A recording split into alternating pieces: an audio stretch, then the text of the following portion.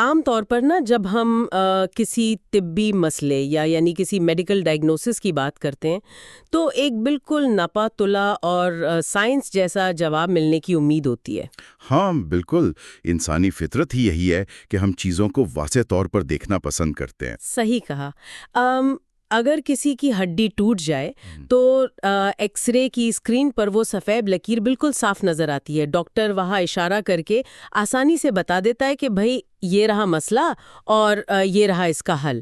یعنی ہم چیزوں کو الگ الگ کھانوں میں بانٹ دیتے ہیں، سیاہ یا سفید، مسئلہ ہے یا نہیں ہے۔ بالکل بالکل، اس طریقے سے دنیا کو سمجھنا بہت آسان لگتا ہے، لیکن جب ہم تاریخ، قومیت اور صدیوں پرانے تصادم کی دنیا میں قدم رکھتے ہیں نا تو اچانک وہ ایکس رے مشین کام کرنا چھوڑ دیتی ہے۔ واقعی وہاں کوئی سیدھی لکیر نہیں ہوتی۔ آج کے اس تفصیلی جائزے میں ہم ایک ایسی تاریخی پیچیدگی پر روشنی ڈالیں گے جسے دنیا کا سب سے الجھا ہوا مسئلہ کہا جا سکتا ہے۔ صحیح ہے۔ ہمارا آج کا موضوع مائیکل اسکاٹ بومن کی بہت مشہور کتاب the shortest history of Israel and Palestine ہے۔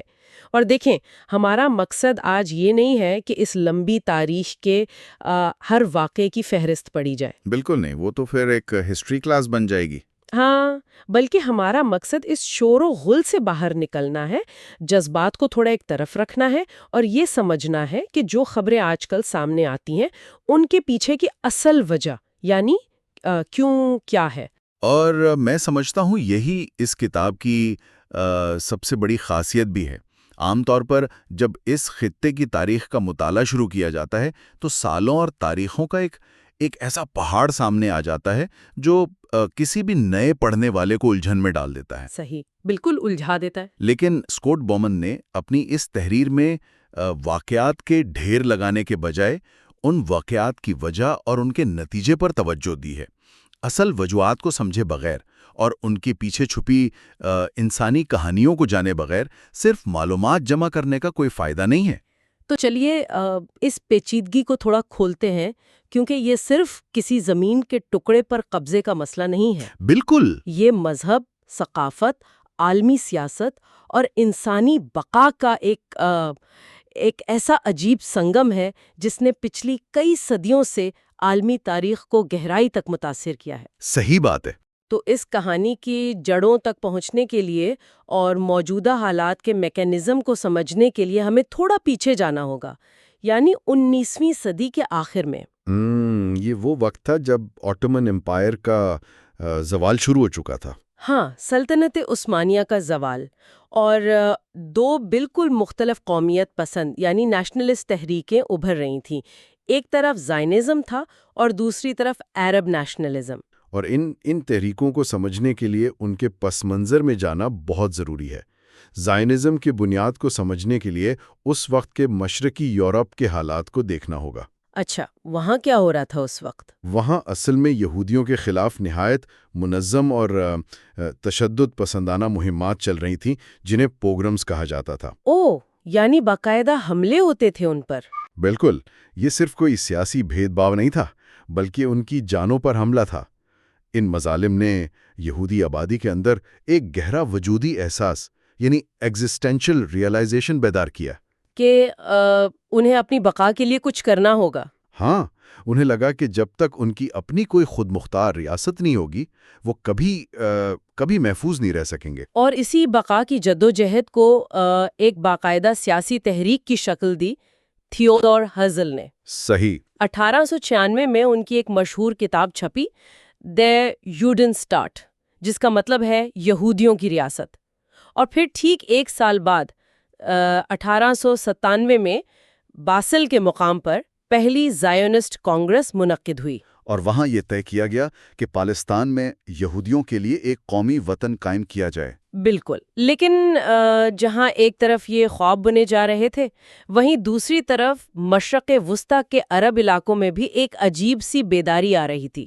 ہاں، صدیوں تک آٹومن امپائر کے زیر اثر رہنے کے بعد عرب آبادی میں اپنی قومی شناخت اور آزادی کا جذبہ پروان چڑھا تھا۔ صحیح۔ سیتی الحسری جیسے مفکر اور ینگ عرب سوسائٹی جیسی تحریکیں سامنے آ رہی تھیں۔ ان کا بنیادی مقصد صرف آٹومن امپائر سے چھٹکارا پانا نہیں تھا۔ تو پھر اور کیا مقصد تھا ان کا؟ وہ مغربی سامراج، خاص طور پر برطانیہ اور فرانس کے بڑھتے ہوئے اثر کو روک کر اپنے علاقوں میں آزادی چاہتے تھے۔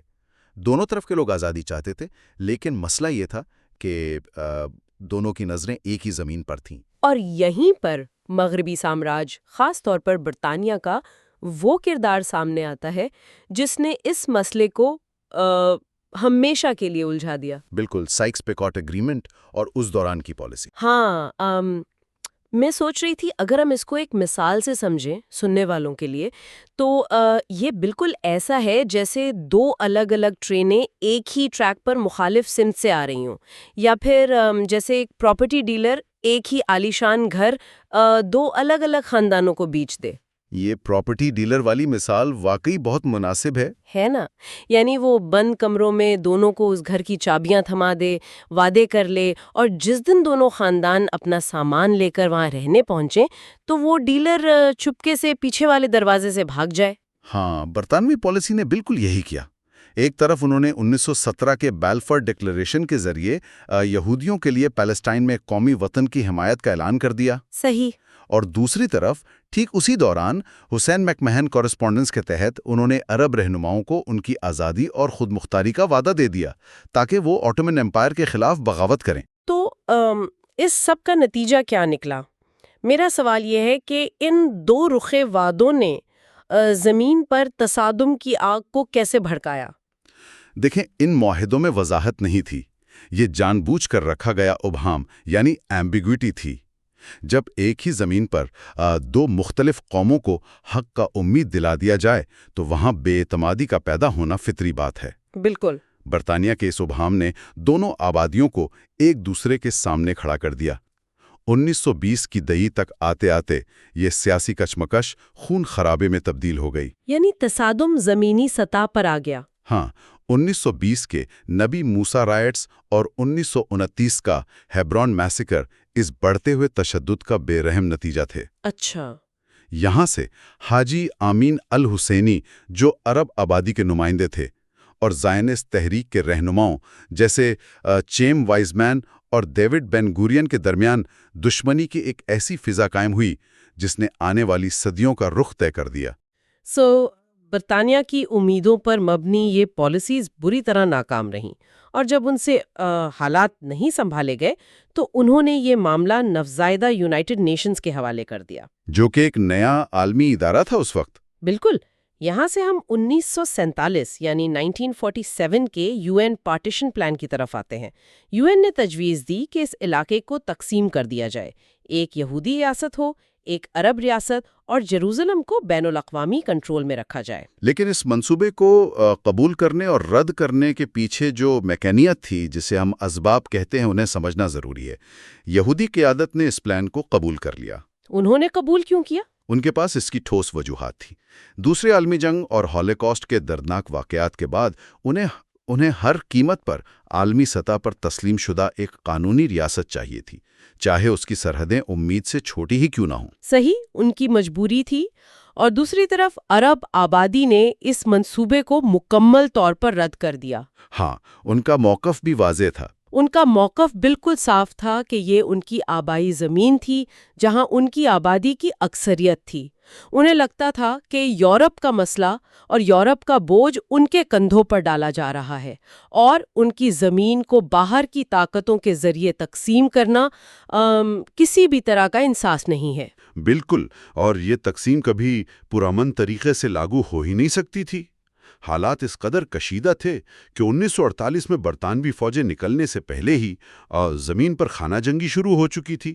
پھر 14 مئی 1948 کو ڈیوڈ بین گوریون نے اسٹیٹ آف اسرائیل کے قیام کا اعلان کر دیا، اور اگلے ہی دن پڑوسی عرب ریاستوں نے حملہ کر دیا، جو کہ پہلی عرب اسرائیلی جنگ تھی۔ لیکن دونوں فریق اسے بالکل مختلف چشمے سے دیکھتے ہیں۔ یہاں جو دلچسپ پہلو ہے وہ یہ کہ ہمیں دو متضاد بیانیوں یعنی دو الگ نیریٹیوز کا سامنا کرنا پڑتا ہے جو دونوں ہی اپنی جگہ بہت مضبوط ہیں۔ صحیح۔ یہودیوں کے لیے یہ صرف ایک عام آزادی کا دن نہیں تھا، یہ صدیوں کی بے گھریوں، نسل کشی اور ہولوکاسٹ کے تناظر میں ایک وجودی فتح تھی۔ ان کے لیے یہ انڈیپینڈنس تھی؟ بالکل، انہوں نے 4 پڑوسی عرب ممالک کی فوجوں کو ہرایا اور UN کی تجویز کردہ سرحدوں سے آگے بڑھ کر اپنے علاقوں کو وسعت دی۔ ان کے لیے یہ نیشن بلڈنگ کا ایک عظیم مجسمہ تھا۔ لیکن کہانی کا دوسرا رخ انتہائی دردناک ہے۔ فلسطینیوں کے لیے یہ واقعہ نقبہ کہلاتا ہے، جس کا لفظی مطلب ہے تباہی یا عظیم المیہ۔ ہاں، نقبہ۔ یہ صرف کوئی سیاسی ناکامی نہیں تھی، یہ ایک عظیم انسانی سانحہ تھا۔ اس جنگ اور اس کے اثرات کے دوران تقریباً 7 لاکھ یعنی 700,000 فلسطینی اپنے آبائی گھروں اور گاؤں سے نکال دیے گئے یا انہیں اپنی جان بچا کر بھاگنا پڑا۔ یہ ایک بہت بڑا نمبر ہے۔ واقعی ان کے گاؤں نقشے سے مٹا دیے گئے۔ یہ نیشن بلڈنگ کی اس کہانی کے اندر ایک ایسا انسانی المیہ ہے جس کا درد آج بھی تازہ ہے۔ تو اس سب کا نتیجہ کیا نکلا؟ دیکھیں، اس نقبہ نے آنے والے وقت کے لیے 3 بنیادی مسائل کھڑے کر دیے۔ پہلا مسئلہ یہ تھا کہ مستقل سرحدیں کیا ہوں گی۔ صحیح۔ دوسرا مسئلہ تھا مہاجرین کی واپسی کا حق، جسے رائٹ آف ریٹرن کہا جاتا ہے۔ یہاں واپسی کے حق کا مسئلہ تھوڑا سمجھیں۔ فلسطینی مہاجرین کا مطالبہ ہے کہ انہیں اپنے پرانے گھروں میں واپس جانے دیا جائے۔ لیکن اسرائیل اس حق کو نہیں مانتا نا؟ بالکل نہیں تسلیم کرتا، کیونکہ اگر لاکھوں فلسطینی اسرائیل میں واپس آ گئے تو اسرائیل کی یہودی اکثریت ختم ہو جائے گی، جو کہ زائنسٹ تحریک کے بنیادی مقصد کی موت ہوگی۔ اچھا، اور تیسرا مسئلہ کیا تھا؟ تیسرا سب سے بڑا مسئلہ تھا وجودی خوف، یعنی ایگزسٹینشل فیئرز۔ دونوں کو لگنے لگا کہ دوسرا فریق انہیں زمین سے مٹا دینا چاہتا ہے۔ 1948 میں سرحدیں تو کھنچ گئیں، لیکن کسی فریق نے خود کو محفوظ تصور نہیں کیا۔ وہی پیرانویا، وہی خوف ایک بارود کے ڈھیر کی طرح موجود رہا۔ اور پھر ہم پہنچتے ہیں 1967 یعنی 1967 پر، جو کہ ایک اور ٹرننگ پوائنٹ تھا۔ ہاں بالکل۔ ہم عام طور پر خبروں میں سنتے ہیں نا 67 بارڈرز یا 67 کی سرحدیں۔ میرا یہاں ایک بڑا واضح سوال ہے آپ سے، 1967 کی تاریخ اتنی اہم کیوں ہے؟ صحیح سوال ہے۔ مطلب 1948 میں تو سرحدیں بن چکی تھیں، تو 67 میں ایسا کیا بدلا جس کی بنیاد پر آج بھی بین الاقوامی سطح پر بحث چھڑی رہتی ہے؟ یہ واقعی ایک اہم سوال اٹھاتا ہے۔ 1967 کی 6 ڈے وار یا 6 روزہ جنگ اس لیے عالمی اہمیت رکھتی ہے کیونکہ اس نے اس مسئلے کی نوعیت کو بالکل بدل دیا۔ کیسے بدل دیا؟ اس جنگ میں اسرائیل نے قبل از وقت حملہ کر کے، جسے پری ایمپٹیو سٹرائک کہتے ہیں، مصر، شام اور اردن کی فوجوں کو شکست دی۔ صرف 6 دن کے اندر اسرائیل نے West Bank, East Jerusalem, Gaza Strip, Sinai Peninsula اور گولن ہائٹس کو اپنے کنٹرول میں لے لیا۔ یعنی ان تمام علاقوں پر قبضہ کر لیا؟ بالکل۔ اب اسرائیل صرف ایک ایسی ریاست نہیں تھا جو اپنے وجود کا دفاع کر رہی تھی، اب وہ ایک آکیوپائنگ پاور یعنی قابض قوت بن چکا تھا، جس کے کنٹرول میں ایک ایسی آبادی تھی جو خود کو ان کا حصہ نہیں مانتی تھی۔ یہاں سے اصل میں آکیوپیشن یا قبضے کا دور شروع ہوا۔ صحیح کہا آپ نے۔ اور اس نئے جغرافیائی نقشے نے عالمی ڈپلومیسی کا سردرد بڑھا دیا۔ یونائٹڈ نیشنز کو ترنت ریزولوشن 242 لانی پڑی، جس کا بنیادی فریم ورک لینڈ فار پیس تھا، یعنی زمین کے بدلے امن۔ جو کہ سننے میں آسان لگتا ہے۔ ہاں، اس کا اصول یہ تھا کہ اسرائیل ان قبضہ کیے گئے علاقوں سے فوجیں واپس بلائے گا اور بدلے میں عرب ممالک اسرائیل کو تسلیم کریں گے اور اسے امن کی ضمانت دیں گے۔ لیکن بات یہی آتی ہے کہ کاغذ پر طے ہونے والا یہ فارمولا حقیقت میں کتنا مشکل ہے۔ اسرائیل کے لیے فزیکل زمین کو چھوڑ کر، جس میں انہیں فوجی اور گہرائی یعنی اسٹریٹجک ڈیپتھ ملتی تھی، صرف ایک کاغذی امن معاہدے پہ بھروسہ کرنا انتہائی مشکل تھا، خاص کر تب جب انہیں لگتا تھا کہ پڑوسی عرب ریاستیں ابھی بھی ان کا وجود ختم کرنا چاہتی ہیں۔ بالکل۔ اس ڈیڈ لاک کے دوران 1973 کی یوم کپور وار آئی، جس نے کولڈ وار کے دوران امریکہ کو پہلی بار پوری طرح اس تنازع میں شامل ہونے پر مجبور کر دیا۔ کیونکہ اس وقت تیل کی فراہمی اور روس کے بڑھتے ہوئے اثر کو روکنا امریکہ کی مجبوری تھی۔ صحیح کہا۔ ان سب کوششوں کے بعد ایک بڑی تبدیلی 1978 یعنی 1978 کے کیمپ ڈیوڈ اکارڈز کی شکل میں آئی۔ امریکہ کے صدر جمی کارٹر کی وساطت سے اسرائیل کے میناخم بیگن اور ایجپٹ کے انور سادات نے مل کر امن کا معاہدہ کیا۔ اور اس سے ایجپٹ کو اپنا سائنائے پیننسولا واپس مل گیا۔ ہاں، لیکن مسئلہ یہ تھا کہ اس معاہدے میں فلسطینی، جو کہ اس پورے تنازع کی بنیاد تھے، انہیں درکنار کر دیا گیا۔ ان کا مسئلہ وہیں کا وہیں رہا۔ اور دیکھیں، جب سیاسی دروازے بند ہو جاتے ہیں نا، تو عام عوام سڑکوں پر آ جاتی ہے۔ قبضے کی اس گھٹن نے آخرکار 1987 یعنی 1987 میں فرسٹ انتفاضہ کو جنم دیا، جو کہ ایک عوامی بغاوت تھی۔ بالکل، یہ کوئی فوجی جنگ نہیں تھی۔ نوجوانوں نے گلیوں میں پتھر اٹھائے، سٹرائکس ہوئیں، سول ڈس اوبیڈینس ہوئی۔ یہ ایک انتہائی ناہموار مقابلہ تھا۔ ایک طرف پتھر اور گولہ باریاں تھیں اور دوسری طرف جدید فوج۔ لیکن اس انتفاضہ نے ایک کام ضرور کیا۔ اس نے عالمی دور میں ایک ایسا دباؤ بنایا جس نے دونوں فریقوں کے سیاستدانوں کو مذاکرات کی ٹیبل پر بیٹھنے کے لیے مجبور کر دیا۔ اور انہی مذاکرات کا نتیجہ تھا 1993 کے اوسلو اکارڈز۔ صحیح۔ شروع میں یہ کسی معجزے سے کم نہیں لگتا تھا۔ ٹی وی سکرینز پر یtzhak رابن اور یاسر عرفات کو ہاتھ ملاتے دیکھ کر دنیا میں ایک بہت بڑا آپٹیمزم پیدا ہوا تھا۔ ہاں، ایک امید کی کرن نظر آئی تھی۔ لیکن یہاں میں اسے ایک مثال سے واضح کرنا چاہتی ہوں۔ مثال کے طور پر آپ ایک عالیشان گھر تعمیر کر رہے ہیں۔ گھر کا نقشہ بہت خوبصورت بنایا گیا ہے، لیکن اس گھر کی بنیاد میں بہت گہری دراریں ہیں۔ اچھا۔ اور آپ کا ٹھیکیدار کہتا ہے کہ بھائی ان دراروں پر ہم 5 سال بعد بات کریں گے، پہلے ہم دیواریں کھڑی کر لیتے ہیں۔ تو ظاہر ہے کسی نہ کسی دن وہ دیواریں تو گرنی ہی تھیں۔ میں یہاں اس مثال میں تھوڑا اضافہ کروں گا۔ یہ صرف بنیاد کی دراروں کو ٹھیک کرنے سے انکار نہیں تھا، بلکہ یہ مسئلے کو آگے دھکیلنا تھا، جبکہ زمین پر حالات مسلسل بدل رہے تھے۔ صحیح۔ اوسلو میں کیا ہوا تھا اصل میں؟ اوسلو اکارڈز نے ان عوامل کو جسے فائنل سٹیٹس ایشوز کہا جاتا ہے، جیسے کہ مستقل سرحدیں کیا ہوں گی، جیروزلم پر کس کا کنٹرول ہوگا، اور فلسطینی مہاجرین کی واپسی کا کیا بنے گا، ان سب کو بعد کے لیے مؤخر کر دیا۔ یعنی ٹھیکیدار والی بات ہو گئی۔ بالکل۔ اس دوران اسرائیل کی طرف سے ویسٹ بینک میں سیٹلمنٹس بنتی رہیں اور فلسطینیوں کی طرف سے تشدد کے واقعات ہوتے رہے۔ جب عام انسان کی زندگی میں امن کا کوئی عملی فائدہ نظر نہیں آیا تو مذاکرات پر سے اعتماد اٹھ گیا۔ اور اسی مایوسی اور غصے کا پھٹنا سال 2000 میں سیکنڈ انتفاضہ کی شکل میں سامنے آیا۔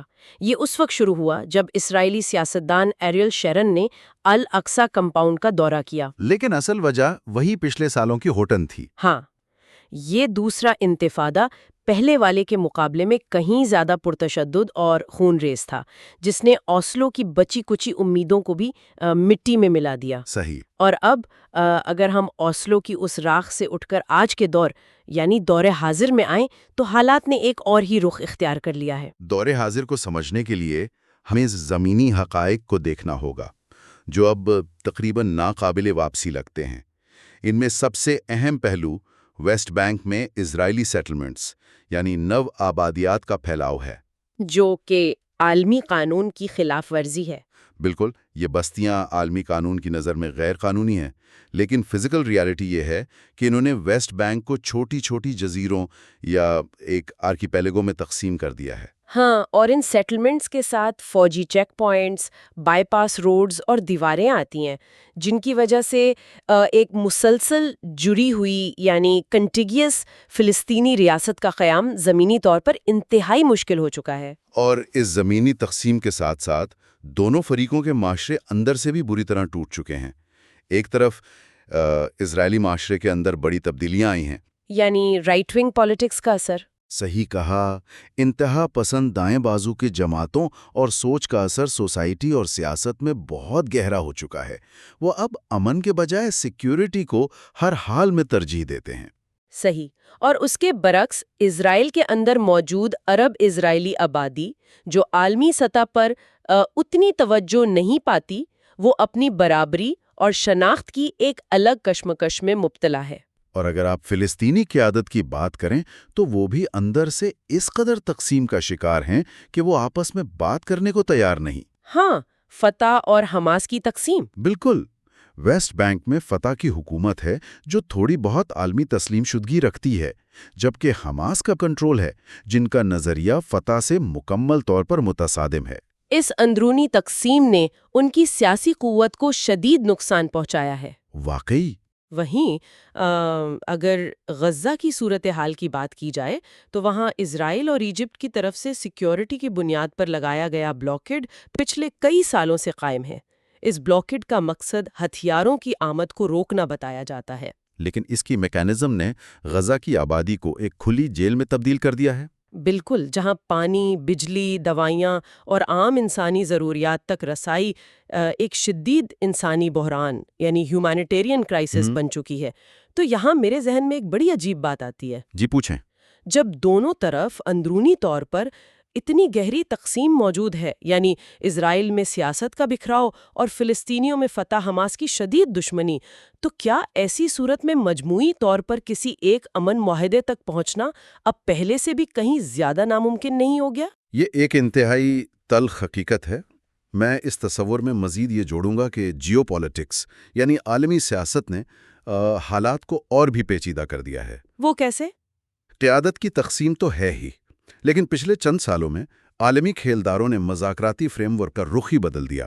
مثلا 2017 میں امریکہ کی طرف سے جیروسلم کو اسرائیل کا کیپٹل تسلیم کرنا۔ او ہاں، اور پھر ایبراہم اکارڈز کا آنا۔ بالکل، ان معاہدوں کے ذریعے کئی عرب ممالک نے اسرائیل کے ساتھ سفارتی اور تجارتی تعلقات قائم کیے، لیکن اس میں فلسطینی مسئلے کو مکمل طور پر بائی پاس کر دیا گیا، جس سے فلسطینی قیادت کو عالمی سطح پر مزید تنہائی اور بے بسی کا احساس ہوا۔ صحیح کہا آپ نے۔ سننے والوں، آج کے اس تفصیلی جائزے کا مقصد صرف تاریخ کے ورق پلٹنا یا کسی ایک فریق کو صحیح یا غلط ثابت کرنا بالکل نہیں تھا۔ بالکل نہیں، ہمارا مقصد غیر جانبدار رہنا تھا۔ ہاں، اسکاٹ باؤمن کی کتاب ہمیں یہی سکھانے کی کوشش کرتی ہے کہ یہ مسئلہ صرف عام زمین کے ٹکڑے کا نہیں ہے، یہ دو قوموں کی سخت جدوجہد، نسلوں سے چلتے آ رہے تاریخی صدمے یا ٹراما، وجودی خوف اور عالمی جیو پالیٹکس کا ایک انتہائی عجیب اور پیچیدہ غلمیل ہے۔ اور حالات یقیناً نہایت مشکل ہیں۔ سیاسی سطح پر امید کی کرن ڈھونڈنا فی الحال ناممکن سا لگتا ہے، لیکن اس سب کے باوجود اس تاریخی اندھیرے میں کچھ روشنی کی کرنیں زمین پر ضرور موجود ہیں۔ دونوں طرف این جی اوز، عام شہری اور گراس روٹس موومنٹس ابھی بھی لگاتار کام کر رہی ہیں۔ ہاں، وہ پیس ایجوکیشن، بچوں کے ایک ساتھ کھیلنے کے پروگرامز اور شیئرڈ اکنامک پروجیکٹس کے ذریعے اس تصادم کو کم کرنے کی کوشش کر رہے ہیں۔ صحیح، وہ سیاسی نقشوں کو تبدیل تو نہیں کر سکتے، لیکن وہ ایک دوسرے کو یعنی اس ادر کو واپس انسان تسلیم کرنے کی جدوجہد میں برابر لگے ہوئے ہیں۔ اور یہی زمینی جدوجہد ہمارے لیے ایک بہت بڑا اور گہرا سوال پیدا کرتی ہے۔ اگر پچھلی پوری صدی کی خون ریز تاریخ ہمیں یہ ثابت کرتی ہے کہ اوپر سے یعنی ٹاپ ڈاؤن تھوپا گیا ہر سیاسی معاہدہ، ہر انٹرنیشنل باؤنڈری لائن یا ہر فوجی فتح آخرکار صرف اگلی نسل کی جنگ کا بیج ہی بوتی ہے، تو سوال یہ ہے کہ پھر حل کہاں سے آئے گا؟ بالکل، کیا ایسی صورتحال میں اصل اور پائیدار حل سیاستدانوں کے بند کمروں اور عالمی وفادوں سے کبھی آ سکتا ہے، یا پھر یہ حل انہی گراس روٹس موومنٹس کے ذریعے زمین سے ابھرے گا، جہاں لوگ سرحد کے اس پار بسنے والے دوسرے شخص کو فریق یا دشمن کے بجائے صرف ایک انسان سمجھنے کی ہمت کر رہے ہیں؟ شاید دشمنی کی اس لمبی دیوار میں امن کی چھوٹی چھوٹی دراریں وہی ہیں جہاں عام انسان ایک دوسرے کا ہاتھ تھامنے کی کوشش کر رہے ہیں۔